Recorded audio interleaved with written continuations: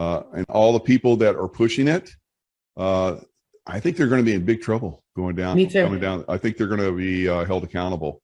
So I would say if you're doing something wrong and you know you're doing something wrong, time to step aside or step away, because it's definitely coming. Justice coming big time. Yeah. I also think that this is all going to tie back.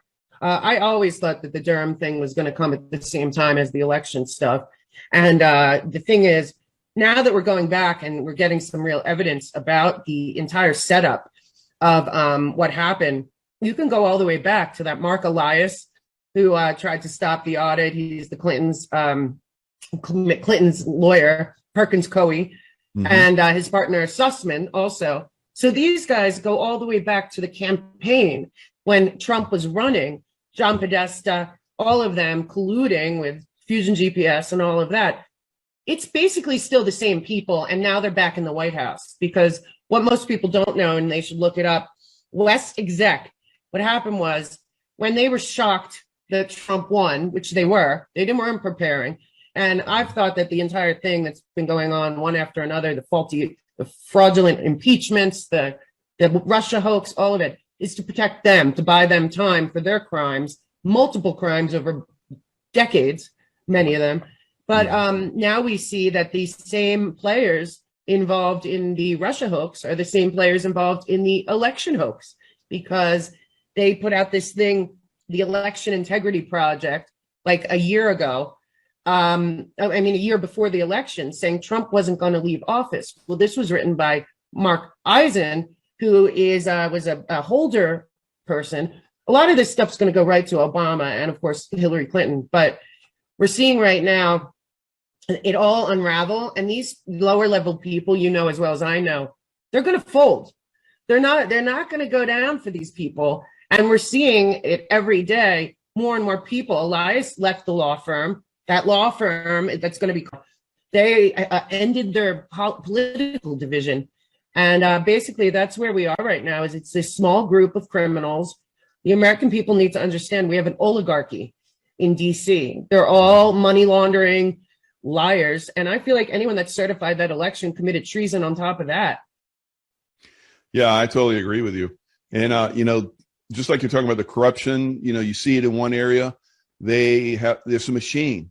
They'll have corruption. They'll do the election thing, and then they'll move to the next thing, which is this thing that goes on your arm thing. So there are all kinds of reveals that are going to come on all this stuff. We're already you and I and many people are revealing this stuff, and people are catching on. It's starting to happen. So eventually they have to put their jackboots in the streets, just like they have started to do in Australia.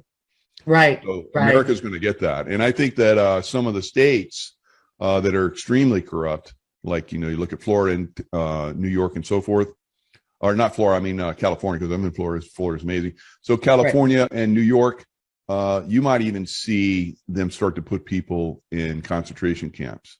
Yeah, so this is the plan in New York. So everyone was basically, my feeling about Cuomo is they on purpose, but now we have this new lady and everyone thought, great. No, 2 days ago, she put out a whole thing about calling in the National Guard to enforce the mandate for, I'm not even going back to New York until employment.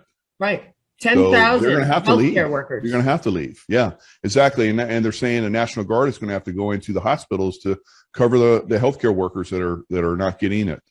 Right. But it's all for our health, right? Yeah. I mean, these people a year ago were heroes because they were, working in that environment that we all thought was like super dangerous, which as we're on hindsight, not so much. Right. But they're saying it's super dangerous. And now, because they don't get the thing, which they didn't have back then, they got to go. They're like zeros, hero to zero. It's like crazy. Yeah. And what you said is the scariest part. She's saying that apprehension. But she's also trying to expedite visas to bring in healthcare workers or get illegals that are healthcare workers to fill their spaces. So she's trying to expedite work visas for any healthcare workers, doctors, nurses from foreign countries. Are going to push on us, start to get physical. So everyone's been very calmly, watching this. There's been no real pushback on this yet. But when these guys start to present themselves, just like we're seeing in Australia, because as Australia is going to come here, so when they start to push because they can't control this anymore in the social media and mainstream media, then they're going to show they got to put boots on the ground, and that's going to be our enemy, and that's when this thing kicks.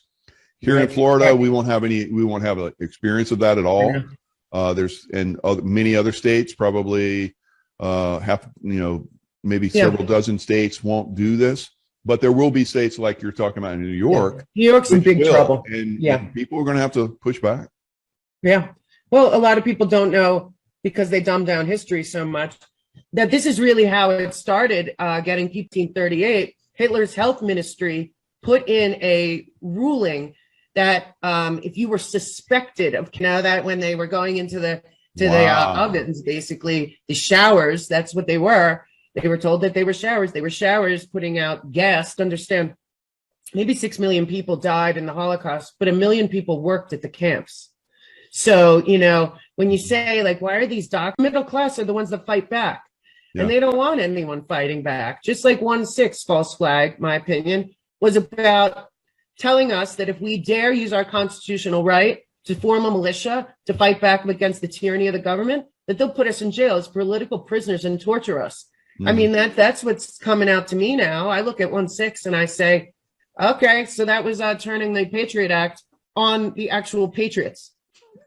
Yeah, the same thing with Whitmer in Michigan.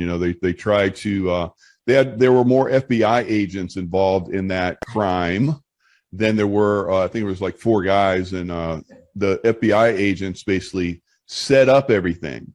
They set up, how everything was going to go, and these guys are like, "Oh, that sounds good," and then they arrest them. So it's all set up. They're just like you're talking about.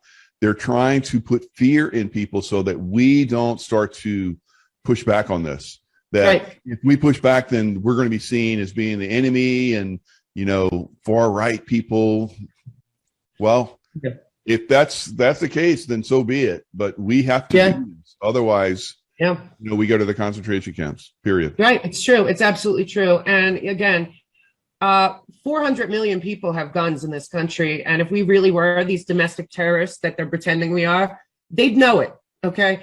And they spend billions of dollars of our money to put a fence around DC to protect themselves from us. They work for us. Right. This is so insane and all of this is illegal, all of it. And we need to really push back. We got to go back to the Constitution. That's it. That's the law of the land. The Constitution, Bill of Rights, and the Bible. Everything else is moot at this point, in my opinion.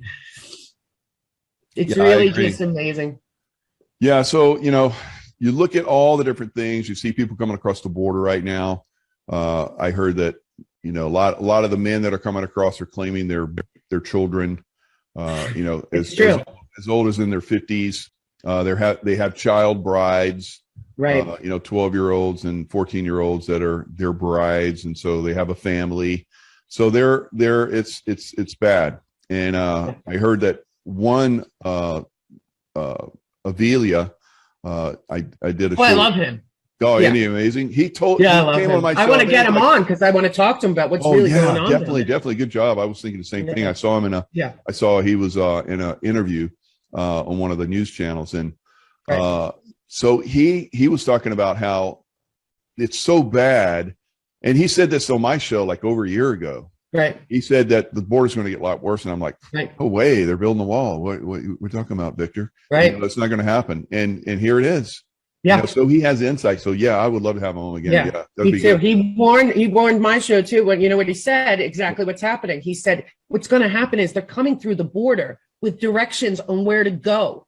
It's that, and he said also, as we're seeing, it's not until it's in people's backyards that they're really going to start to have issues, because what's happening is they're sending all of these people purposely to red areas, and also they're flooding into our schools, our hospitals, our system. They're getting paid by our government as cash a lot of the times, but also a lot of them don't speak English at all.